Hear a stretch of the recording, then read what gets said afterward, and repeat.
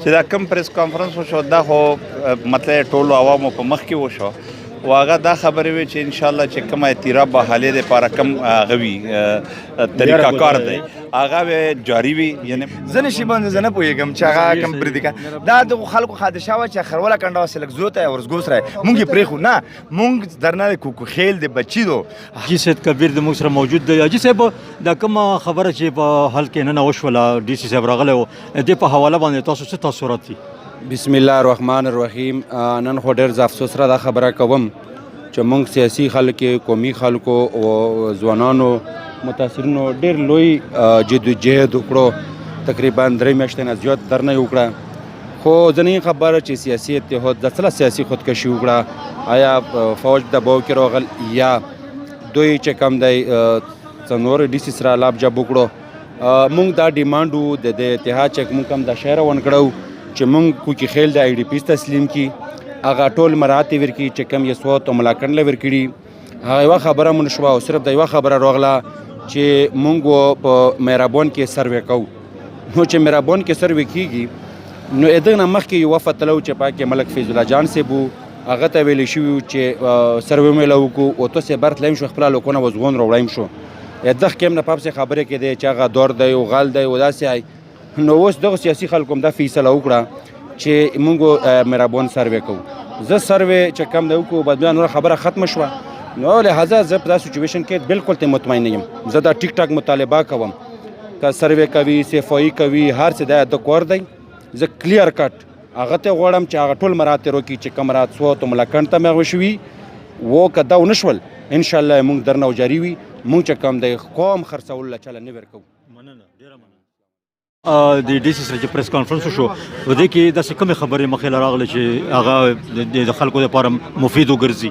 اعوذ بالله من الشیطان الرجیم بسم الله الرحمن الرحیم تاسو ډیره مننه ډیره مشکور یم چې دلته راغلو چې دا کم پریس کانفرنس وشو دا خو مطلب ټولو عوامو په مخ کې وشو او هغه دا خبرې وي چې ان شاء الله چې کومه اعتراف به حالې لپاره کم غوي طریقه کار دی هغه جاری وي یعنی مطلب تحصیلدار ناست دی اوس د مهربان کلینا د هغه شروع شوی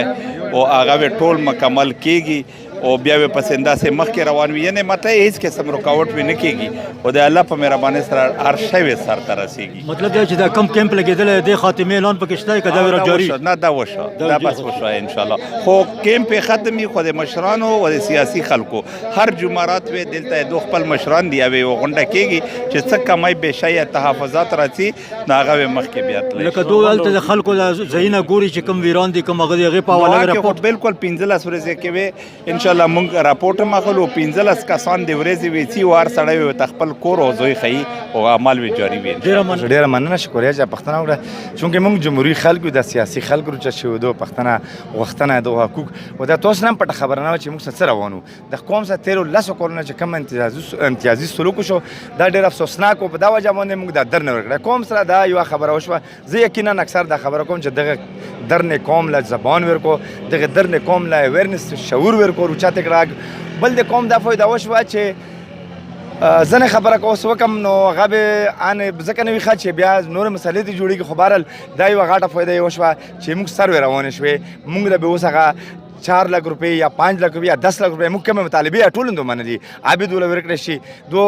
بیډی کوم ټیم چې د ماینز چې کوم کلیئرز کوي هغه روان شول موږ خپل باندې په موږ افتتاح وکړه او کو خیل چایو د ولنه چونکه دا یو سیټ ته مو ډیر زیات غو نو دغه ټول نه پوته لاس کوله به نورم مې دغه په وجه ټول نه وړم بای کړل نو کوم نه دغه خپل لوکابي یا بود شي خپل پټي بي یا بود شي خپل دکانونه به بود شي جمعتونه به یا بود شي خپل رزګور چې کوم خلکو لوکل خلک مال مويشي د نور داس کوربورو هغه به هغه شو د پردو کم کورونو کې جوسیږي دغه به الله خلاص کړو اوس خو چونکه التا علاقه کلیر نه دو به ویل چې کلیر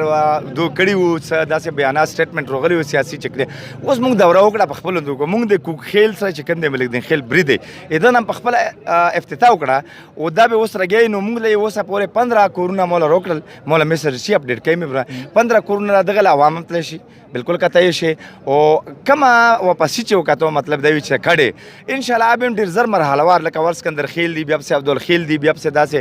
سړی دی هغه